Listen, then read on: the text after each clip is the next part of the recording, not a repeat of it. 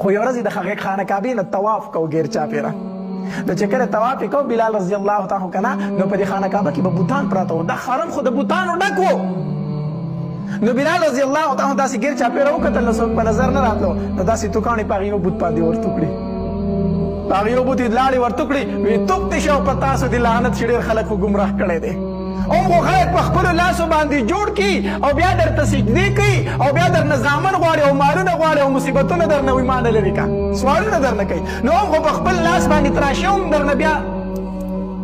حاجتونه غواړي. ویې توک دې شه او په تا دې لعنت شي. په هغې بوت یې لاړې ورتو کړې. دې چا ولیدو چې چا ولیدو دا خبره ابو جهل ته وکړه. وی هغه بلال غلام نه دی د عبدالله ابن جدعان هغه غلام دا خبره ابو جهل ته چا وکړه. وی دا بلال غلام نه دی د عبدالله ابن جدعان چې کوم غلام دی هغه نن دا چل وکړو په حرم کې په بوت باندې لاړې ورتو کړې. ابو جهل وی ښه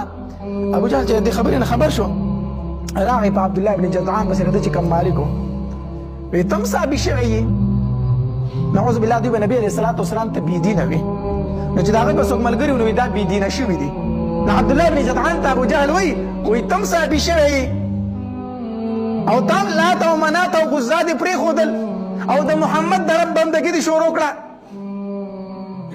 نو عبدالله ابن جدعان ورته وایي دا ته څه خبرې کوې دا تا ته چا ویلي دي په ما باندې دا شک مه کوه او که اوس وغواړم نو سلو خان به د خپلو بوتانو په نوم باندې قرباني کړمه. زه خو د هغوی دومره عزت کوم او ته ماته وایي چې تا لات منات پرېښي خپل بوتان دې پرېښي دي.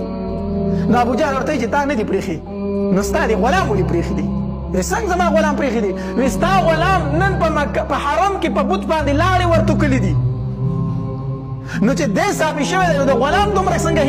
همت کېدی شي چې مالک اجازت نه وي. خو دا ورسره ستا لاس دی ځکه که نه هغه صافي شوی دی. وایي ښه زما غلام دا چل کړی وي او عزت یې نه یم خبر اوس به زه خوښ شم. روایاتو کې راځي عبدالله ابن جدعان چې د کوم سردار او په دې ظلمونه شروع کړو. خبره په مکه کې خوره شوه چې بلال ایمان راوړی دی په نبي علیه السلام صحابي شوی دی بس ظلمونه یې پې شروع کړو.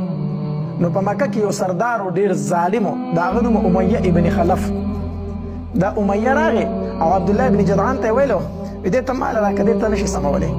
دا بلال ته مال راکړه دا ته نشي سمولی مال یې راکړه. هغه ورته یې وویله دا مصیبت زما نه لري که ته یې واله. نو امیه ابن خلف دا بلال رضی الله تعالی عنه واغست چې وایغستو هغه چې بیا کوم ظلمونه کړي دي تاریخ لیکي تاریخ وایي په شګو کې به یې سملو په شګو کې د مکې په شګو کې او د عربو څومره تیز نور دی هغه چې انسان ویني فتح ورته لګي وایي په دې سړک باندې په پیزار کې په دې غرمه کې خپه نشي کېښودی د پیزار دا تلې ویني کوي او پیزار ته دی چې هغه شګه رادن نه شو په غرمه کې که نه دا خپې دې غله پولې کوي دومره ګرمه شګی اخ اور ورېږي دلته سم د مکې ګرمي خو ډېره زیاته ګرمي ده. نو بلال رضی الله تعالی به سارا ته ویستو په دې سره غرمه کې دا شګې چې د اور په شان کې به سرې شوې وي داسې به تودې وي په دې باندې به دا بلال رضی الله تعالی سمله او تودې غټې غټې تیږې به یې راواغستې او په دې سینه به ورته کېښودې. یو دا چې د املای دې شګو جوخت ته ورشي او دویم دا چې د پاسې غاړې دا تیږې هم سیزي. په هغه شګو به بلال رضی الله تعالی د بدن د کمیس لر کړی و او لغړو به یې پې سملولی او چې د هغې نه به یې راپاسه واړه به یې پسې کړلو په مکې په کوڅو کې به دی روان و هغوی به پسې خندل او چغې به یې والي او د بلال رضی الله تعالی د خولې نه به صرف یو اواز خطو احد احد احد یعنې داسې حالت یې ورله ورکړو چې د یو لوبو غونته څیز یې نه جوړ کړو. بلال رضی الله تعالی چې به په کوم طرف تېرېدو واړه به پسې کېدل خندل به یې ټوکې به پسې کولې. بلال رضی الله تعالی فرمایي په خپله وایي دا زغره نه ده زغره دا زغره چې ده نو دا د وسپنو یو کمیس دی او دې بدن ته یې داسې دا خلک واچوي کړی کړی جوړی چې دا توره پې اثر نه کوي هسې وسپنې. بلال رضی الله تعالی فرمایي وایي دا زغره به یې غرمو ته ایښې وه نو چې دا به دې نور تکه سره کړه ګرمه به یې کړه نو دوی به زما بدن ته راواچوله چې زما بدن ته به یې راواچولی زما بدن به ټول تڼاکې شو پولۍ به پرې ودرېدي بدن به تڼاکې شو پولۍ به پرې ودرېدي. داسې ظلمونه بیا دوی بلال رضی الله تعالی سره کول. یو ورځ دا بلال رضی الله تعالی په تودو شګو یې سملولی دی او په دې سینې ورته تیږې ایښي دي او دا امیه ابن خلف بدبخته ورته ولاړ دی چې کوم مالک او وړو ته وایي راځئ په کاڼو یې ولئ ماشومان راځي او کاڼو باندې ولي او خاندي پورې دا لویه میله یې جوړه کړې ده او بلال رضی الله په مخې ته پروت دی په شګو کې د داسې یو میله جوړه کړې یو ټوکه جوړه کړې واړه راغونډ کړي دي په دغه طرف باندې ابوبکر رضی الله تعالی عنه تېرېدو ابوبکر رضی الله تعالی عنه چې وکتل که نه د امیه بن خلف ته یې وي ته په دې بې کسه باندې ولې درو ظلم کوي دا غریب ستا نه څه غواړي دی خو د چا د هیڅ هم نه دی دا خو یو غلام دی بې کسه دی غریب دی ته ولې په ده باندې دا ظلمونه کوي نو امیه ابن خلف ورته وي دا څه چې ورسره کېږي دا ستا او ستا د ملګري د وجې نه ورسره کېږي دا ستا او ستا د ملګري چې کوم دی محمد صلی الله علیه وسلم دا ده سره د ستاسو د وجې نه کېږي او که خلاصولی شي جو خلاص یې کړه ابوبکر رضی الله تعالی عنه ته وفرمایل وی خرڅوي نه وی ولې نه خرڅومئ وی په ده به ته څه کوې امیه ابن خلف ورته په خندا شو وی په ده به ته څه کوې دی خو د هېڅ بېګار هم نه دی په کوڅو کې ګرځي او دغه یو چغه وایي چې احد او حد دا خو لیونی دی په ده څه کوې ابوبکر رضی الله تعالی عنه وفرمایل بس ته پرېږده زما په کار دی وی خرڅومئ وی په څو یې خرڅئ وی په 3 اوقیې باندې په څو اوقیې باندې په 3 اوقیه په یوه اوقیه کې 40 اشرفۍ وي 40 دیناره دا دینار د سرو زرو پیسه ده نو په 3 اوقیې باندې خرڅومه یعنې په 100 او په 20 دیناره باندې خرڅومه بلال رضی الله ابوبکر رضی الله تعالی عنه فرمایل وی دا زما شو وامې بس در دا پیسې به درله زه درکړمه بلال ما ته راپرېږده چې څنګه ابوبکر رضی الله تعالی عنه واغست که نه امیه ابن خلف په خندا شو وی ابوبکر ډېر ګران دی واغست قسم په الله کو په یوه اوقیه دې اخیستنه هم مې درله درکوم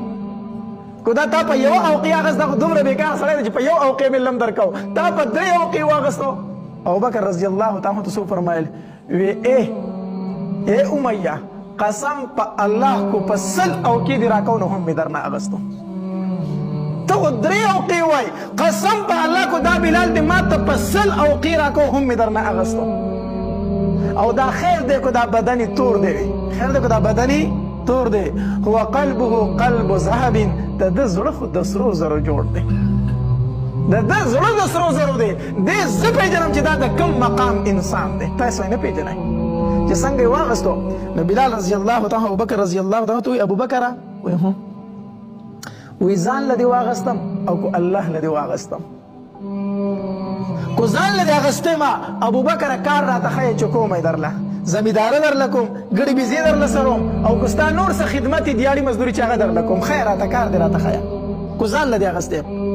او کو الله له دې اغستې نو ما زما رب پرېږدوه بیا ما زما رب پرېږدوه ابوبکر رضی الله عنه فرمایل وی بلاله ما ځان له نه یې اغستې ما الله له اغستې او د دغې الله په نوم باندې ازاد یې تو ته ازاد یې الله ابوبکر رضی الله بلال رضی الله تعالی راغی ابوبکر رضی الله تعالی نبی علیه الصلاة والسلام لره دا الله پاکه پیغمبره بلال مې واغستو